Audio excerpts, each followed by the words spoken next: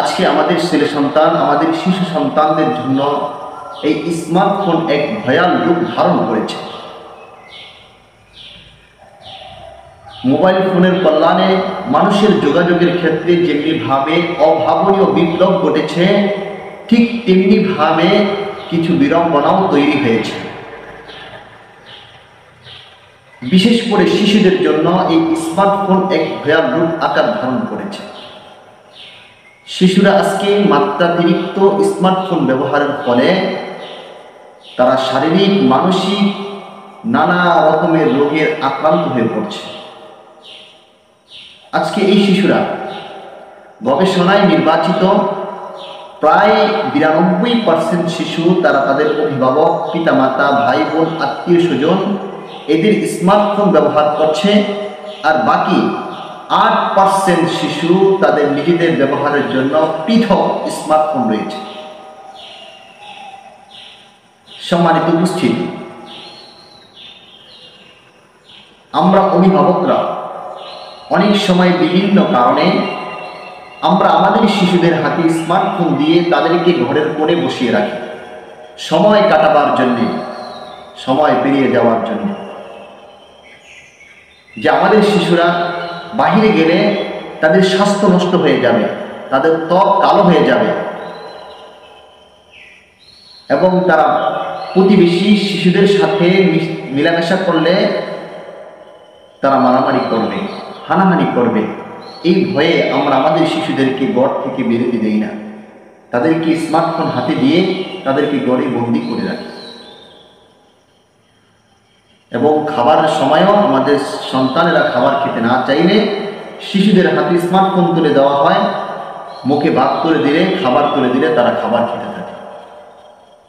এতে হতে পারে আমাদের সন্তানরা একটু শান্ত হয়, কান্না বন্ধ করে, খাবার খায়, কিন্তু আমাদের সন্তানদের, এই শিশুদের নানা রকমের রোগ তাদেরকে এফেক্ট করে বসে। যার কারণেই তো দেখা যায় এই শিশুটা কথা বলার বয়সে উপনীত হয়েছে কিন্তু কথা বলতে পারে না। কারণ হলো আমরা এই সমস্ত অভিভাবক, তারা যখন কথা বলা শুরু করেছে, কথা বলা শিখবে, তখন তার এই ফুটন্ত কলির মধ্যে মোবাইল নামক গরম লবণের পানিটা আমি ঢেলে দিই, যার কারণে ওই কলিটা নষ্ট হয়ে যায়। আমার সন্তানটা হাঁটার বয়সে উপনীত হয়েছে কিন্তু হাঁটতে পারে না। কারণ হলো আমি এই অভিভাবক তাকে ভালোবাসার দোহাই দিয়ে তাদেরকে ঘরের মধ্যে মোবাইল, স্মার্টফোন দিয়ে বন্দি করে রেখেছিলাম। যেই সময়ে সে হাঁটা শিখবে, সে হাঁটতে হাঁটতে তার পায়ের মধ্যে শক্তি সঞ্চারিত হবে, ওই সময়টাই আমার এই শিশুটাকে আমি ঘরে বন্দি করে রেখেছিলাম। সেই হাঁটা শিখে নেয়, তার পায়ে শক্তি সঞ্চার হয় নাই, এখন সে হেরুডোলে পড়ে যায়। মুহতারাম বন্ধু, অনেকে হয়তো ভয়ে কাতর হয়ে পড়েছেন, আমার এই শিশু, সে তো মোবাইলে আসক্তি হয়ে পড়েছে, তাকে আমি কিভাবে এই পথ থেকে ফিরিয়ে আনব?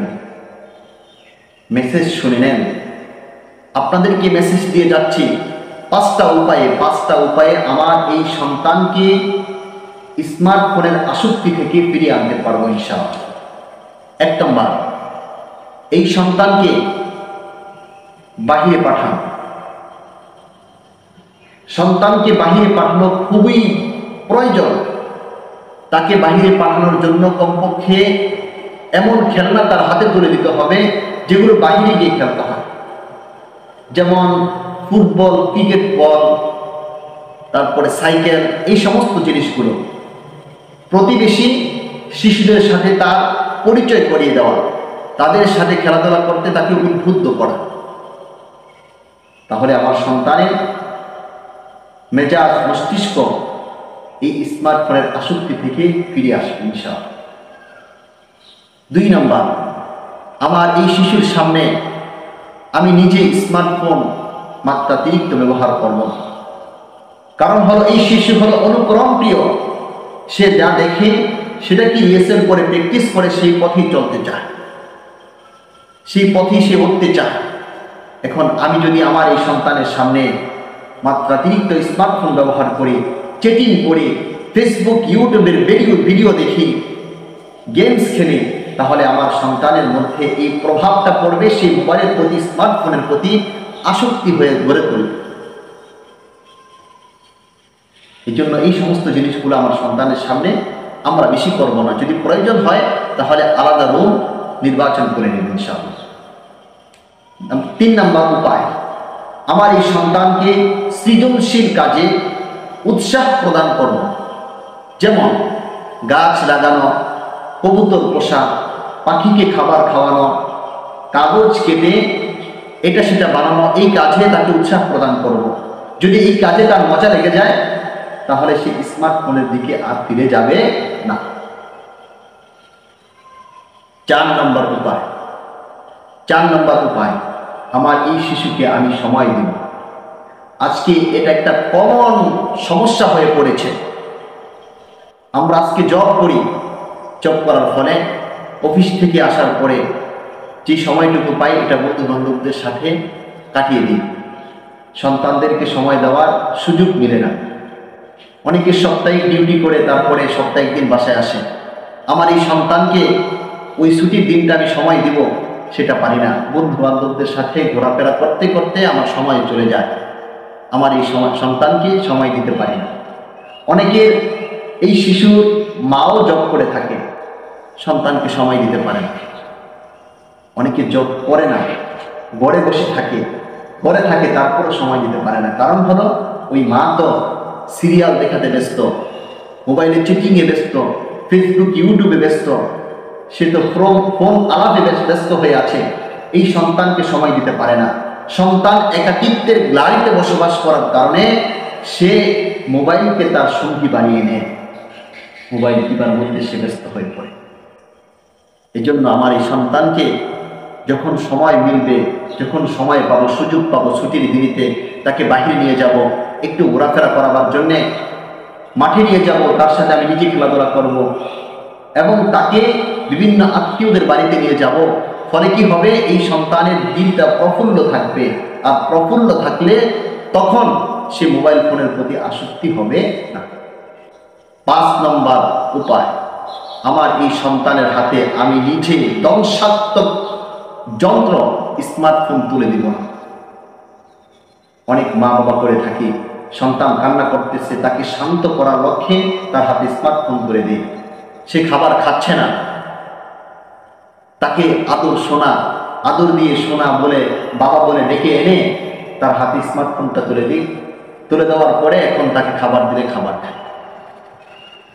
এটা হতে পারে স্মার্টফোন দেওয়ার কারণে সন্তান কান্না বন্ধ করে শান্ত হয়েছে, তার খাবার খাওয়ার কারণে পেট ভরেছে, কিন্তু বিপরীত দিক থেকে নানা রকমের রোগ আমার এই সন্তানকে শারীরিকভাবে মানসিকভাবে এফেক্ট করে বসছে। এই জন্য আমার সন্তানের অভ্যাস করে তুলতে হবে। সন্তান কান্না করছে, তাকে বিভিন্নভাবে আদর দিয়ে গল্প গুজব বলে তাকে শান্ত করাবো। খাবার খাচ্ছে না এখন, তাকে বিভিন্ন ইসলামিক গল্প বলে আচমকা গল্প বলে তাকে আমি খাবারের প্রতি উৎসাহ প্রদান করব। মুহতারাম বন্ধু, আমাদের এই ফুটন্ত কলিগুলাকে ধ্বংস করে দেওয়ার জন্য আজকে আমাদের শত্রু বাহিনী,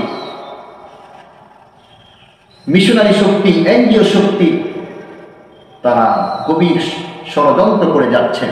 তারা চিন্তা করছে এই ফুটন্ত কলিগুলাকে যদি ধ্বংস করে দেওয়া যায় তাহলে ভবিষ্যতে আমাদের বিপক্ষে দাঁড়ানোর জন্য সৈনিক খুঁজে মুসলমানরা পাবে না। যার কারণে দেখছেন এই দেশ, গোটা বাংলাদেশ, এর মধ্যে যে পরিমাণ মুসলিম বসবাস করি আমরা, আরে গোটা বাংলাদেশের সমস্ত যুবক যদি একসাথে হয়ে তারা স্লোগান দেয়, আল্লাহু আকবারের ধ্বনি দেয়, তাহলে এই বাংলাদেশ থেকে নাস্তিক, মুরতাদ, কুফরি বা হিন্দুত্ববাদ তারা লেজ গুটিয়ে পালাতে বাধ্য। কিন্তু তারা মূল জায়গায় আমাদেরকে আঘাত করে, আমাদের যুব সমাজকে, আমাদের এই ফুটন্ত কলিগুলাকে তারা ধ্বংস করে দিচ্ছে। তাদের হাতে স্মার্টফোন তুলে দিয়েছে, তারা স্মার্টফোন নিয়ে সারাদিন ব্যস্ত হয়ে পড়েছে।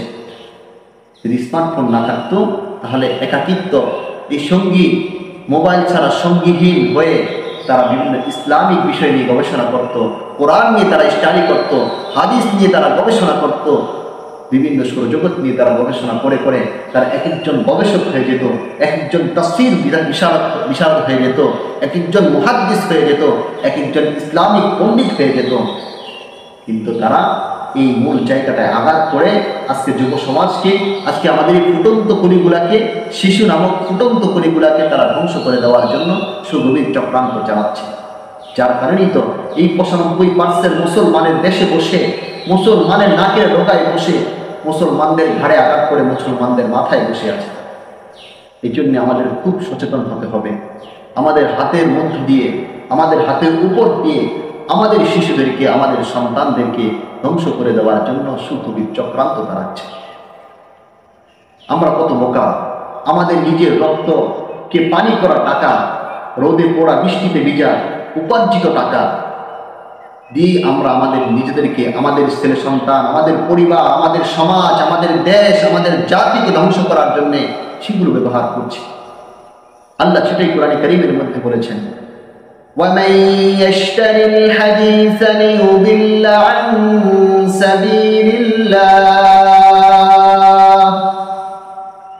আল্লাহ রাব্বুল আলামিন বলছেন, এই পৃথিবীর বুকে এমন অনেক চিনির বোকা লোক আছে, এমন অনেক চিনির বোকা লোক আছে, তারা নিজেদের কষ্টের টাকা, নিজেদের রক্তকে পানি করা টাকা, রোদে পোড়া বৃষ্টিতে ভিজা টাকা, ওই টাকা দিয়ে উপার্জন করে তারা নিজেদের পথ ভ্রষ্ট করার জন্য ওই টাকা ব্যবহার করবে।